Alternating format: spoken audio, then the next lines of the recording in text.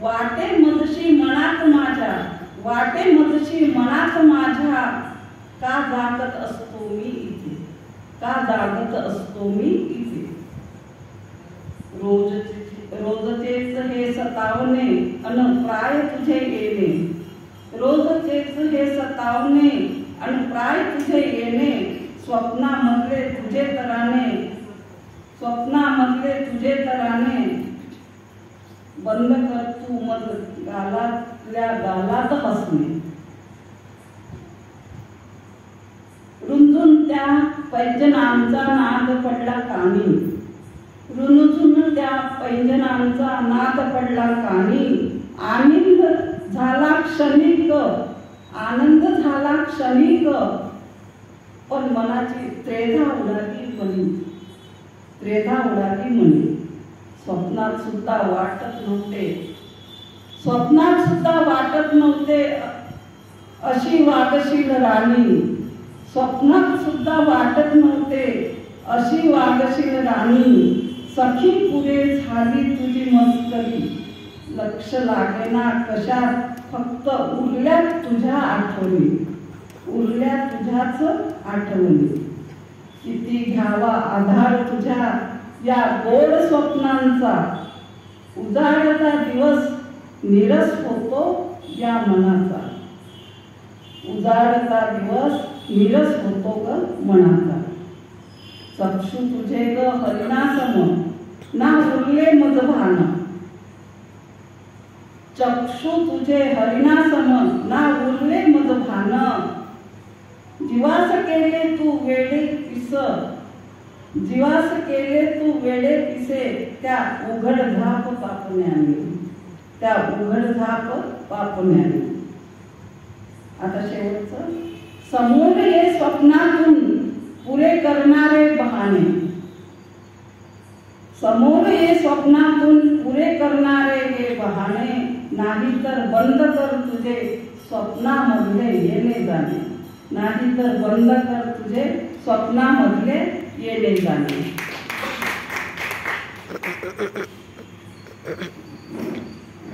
पुन्हा एक गझल आपणासमोर सादर करते, मराठी गझल. ही गझल खूप काही सांगून जाते. आपल्या जीवनात असंख्य अडचणी असतात, त्यावर जितके भाष्य केले तेवढे कमीच आहे. त्यातून काही क्षण आनंद झाला की त्वरितच दुःखाशी व्यथेशी सामना करावा लागतो आणि आनंदावर विरजण पडते. तेव्हा तो फक्त भास आहे याची आपल्याला जाणीव होते. आणि खरं म्हटलं तर 2 ओळीतच पूर्ण कविता असते. यालाही खूप बारीक चक्षुनी निरीक्षण करावं लागते या गझलेचं, नाहीतर डोक्यावरून जातं. तर मराठी गझल मी आधी एकदा सादर केली होती, ही आनंदी मना खरेच भासो. तेव्हा मला माहित नाही कोणाला समजली नाही समजली, तर पुन्हा मी ती सादर करीत आहे. आनंदी मना खरेच भास होता, आनंदी मना खरेच भास होता.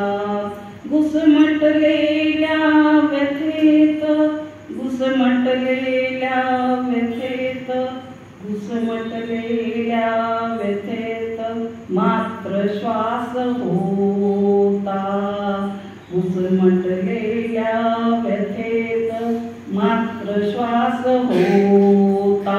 आनंदी मना खरेच भास होता.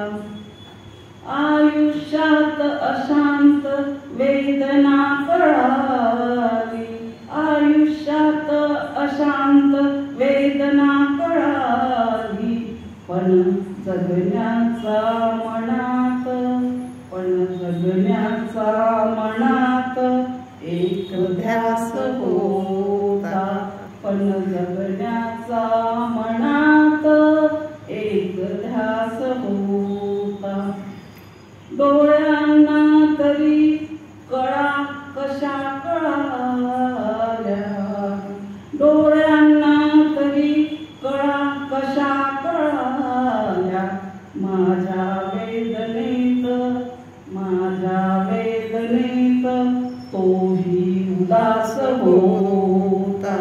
माझ्या वेदनेत तोही उदास होता.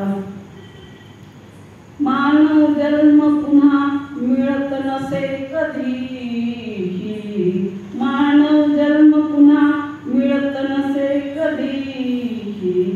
तो जीवनभर करायचा, तो जीवनभर करायचा, तो जीवनभर करायचा प्रवास होता. आनंदी म्हणा खरेच भास होता. माझं म्हणणं आहे मानव जन्म पुन्हा मिळत नाही. आता तुमचं म्हणणं काय आहे ते मला माहित नाही. तर या जन्मातच जे काही करायचं ते करून घ्यावं असं वाटते मला. मी डोळ्यांना किती बघू नको म्हणाले, मी डोळ्यांना किती बघू नको म्हणाले. म्हणजे वाईट कार्य डोळ्यांना सांगितलं की बघू नये. मी डोळ्यांना किती बघू नको म्हणाले, कारण या आभासी जगात, या आभासी जगात फार तपास होता. या आभासी जगात फार तपास होता. लोकांना सवय राहते दुसऱ्यांचा तपास करत राहतात सारखे. आपल्या खालचं म्हणजे अंधार बघत नाही कोणी, पण दुसऱ्यांचं बघतात. व्यवहारी नसे नवे विचित्र यंत्र मानव, व्यवहारी नसे विचित्र यंत्र मानव.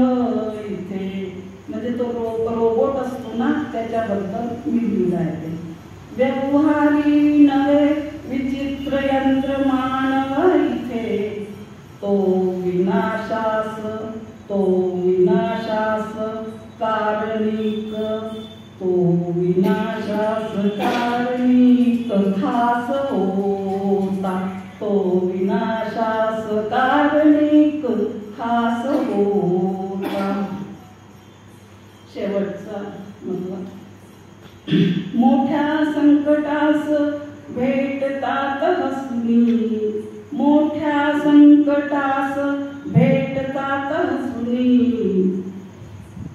तरी कष्ट खूप करूनही, कष्ट खूप करूनही बळीस त्रास होता. कष्ट खूप करून या बळीस त्रास होता. बळी म्हणजे शेतकरी म्हणजे, तर बळीस त्रास होता. आनंदी म्हणा खरेच भास होता. घुसमटलेल्या व्यथेत, घुसमटलेल्या व्यथेत मात्र श्वास होता. आनंदी म्हणा खरेच भास